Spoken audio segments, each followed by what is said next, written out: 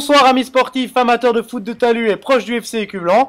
Je suis heureux de vous retrouver à nouveau sur la Web TV pour vous commenter le match opposant le FC Écublanc au FC Montreux 2. Cette 20e journée de championnat du groupe 2 de 3e Ligue s'annonce en tous les cas très palpitante car les deux équipes ont besoin de victoire. Je vous le rappelle, Écublanc est 2e actuellement au classement et à la lutte avec Saint-Légier pour la promotion.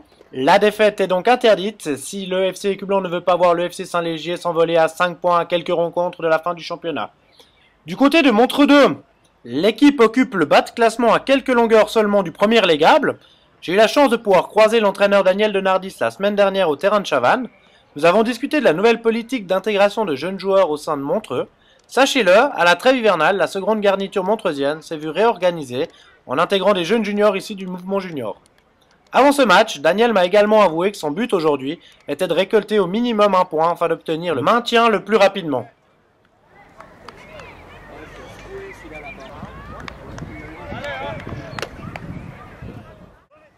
MDBL à la touche pour Montreux 2.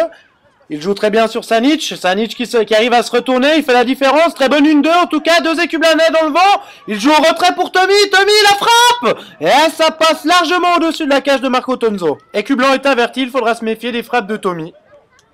Et ce sera une touche pour Écublanc exécutée par Mathieu Nidegger.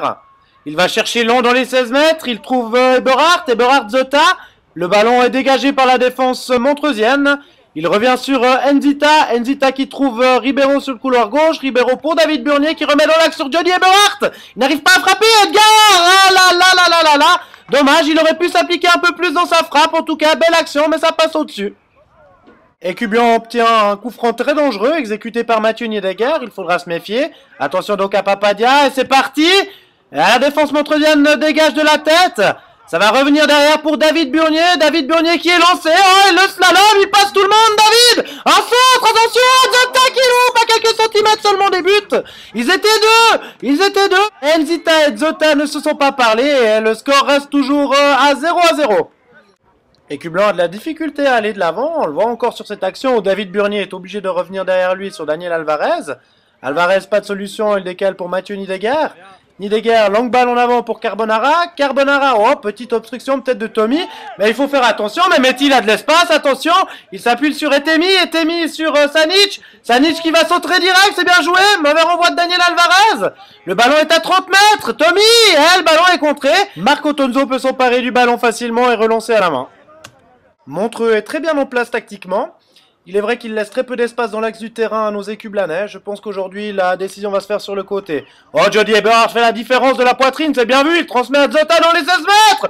Oh, le ballon qui passe à quelques centimètres seulement du poteau. Le gardien Sofia a été battu. Et ce sera une relance aux 5 mètres pour Écublanc, dégagée par Marco Tonzo. Il joue à côté de lui sur Daniel Alvarez.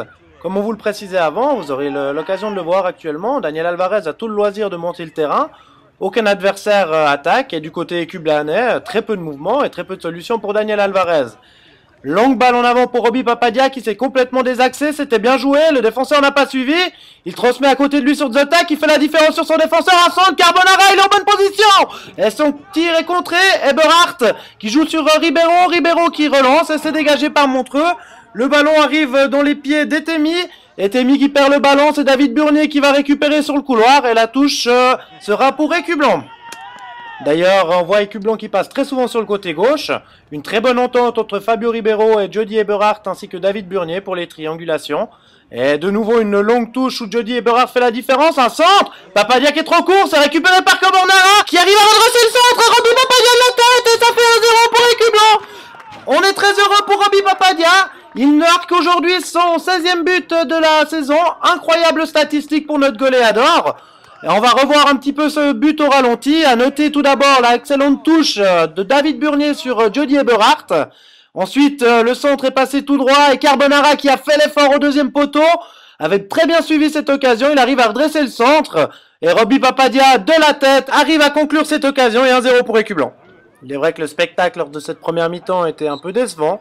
L'arbitre met un terme à ces 45 premières minutes. Je vous le rappelle, Écublanc mène sur le score de 1-0, but marqué à la 43e par Roby Papadia.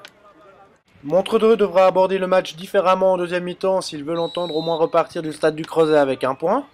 Côté écublanais, nous savons que Titinguirou n'est pas très content de la prestation de ses joueurs et il l'a fait remarquer.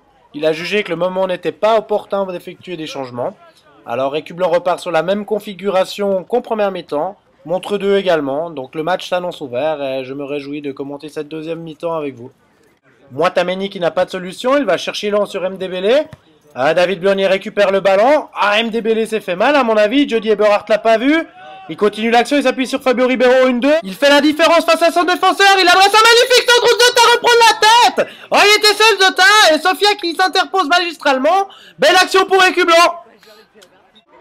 Le ballon ressort, c'est Daniel Alvarez qui va récupérer. Il y a quand même une petite faute, l'arbitre laisse le jeu se poursuivre. C'est Montreux qui récupère au milieu de terrain, qui peut partir en contre-attaque. Tommy qui voit la longue balle, il voit l'attaquant Sanic tout seul. Il va se présenter seul et Marco Tonzo qui sort bien. Excellente intervention de notre gardien. Évite que Montreux revienne dans la partie. C'est un coup franc côté gauche pour Écublan tiré par Umba. Il va chercher la tête de Papadia sûrement. C'est Moitameni qui dégage. Sofia des points qui peut repousser le ballon. C'est finalement dégagé par Timera, mais c'est très mal dégagé. Ça revient sur Carmelo. Carmelo qui a tenté un geste technique, mais c'est loupé. Il récupère tout de même le ballon. Il transmet à côté de lui pour Umba. Umba à extérieur du pied pour Roby Papadia qui était revenu chercher le ballon. Jody Eberhardt, une frappe et ça passe par-dessus. Dommage pour notre petit lutin écublanais. Et ce sera une touche pour David Burnier, côté gauche. Bien joué de Jody Eberhardt qui est venu rechercher. David Burnier récupère le ballon. Il y a beaucoup de monde dans ce petit périmètre, attention. David Burnier qui voit Daniel Alvarez s'écarter, c'est bien vu, il a de l'espace, notre grand géant suédois. Attention, une frappe de tir, et le poulpeau, Daniel Alvarez, il passe son défenseur. Et il tente sa chance, mais malheureusement pour lui, sa frappe n'est pas cadrée. Et passe un poil au-dessus de la cage, défendu par Sofia. Le ballon est dans l'arrière-garde écublanaise côté gauche, c'est Moitameni qui s'empare du cuir. Il va fixer son défenseur. Il revient derrière lui sur Legendre.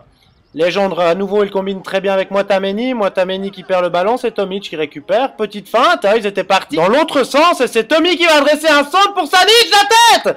C'était bien vu, il était seul. La défense écublanaise était prise. Et c'est Marco Tonzo qui peut s'interposer. Le ballon est dans les pieds d'Umba à mi-terrain. Il faut qu'il fasse attention, mais il joue bien sur David Burnier qui avait décalé. Il a de l'espace, David, il le prend, c'est bien vu. Il voit Jody qui est seul à 16 mètres, il se retourne. Il remet sur Bedouli, Bedouli feinte de centre. Il trouve quand même Jody Eberhardt qui a de la peine à contrôler. Jody qui remet un de ses coéquipiers, le ballon qui traîne dans les 16 mètres, il tente son essai, Jody. Et bel arrêt de Sofia pour terminer. Écublan tient toujours le coup finalement dans ce championnat de 3ème ligue. Encore une victoire sûrement aujourd'hui à quelques secondes de la fin. Montre 2 doivent être déçus, ils sont venus pour défendre. Il est vrai que la tactique de Daniel Denardis a posé beaucoup de problèmes aux Écublanais. Cependant, il manquait juste cette fougue offensive à Montreux pour aller inscrire un but. Le score final est de 1-0 pour Écublan. Mesdames, messieurs, je vous souhaite une bonne soirée et à la prochaine.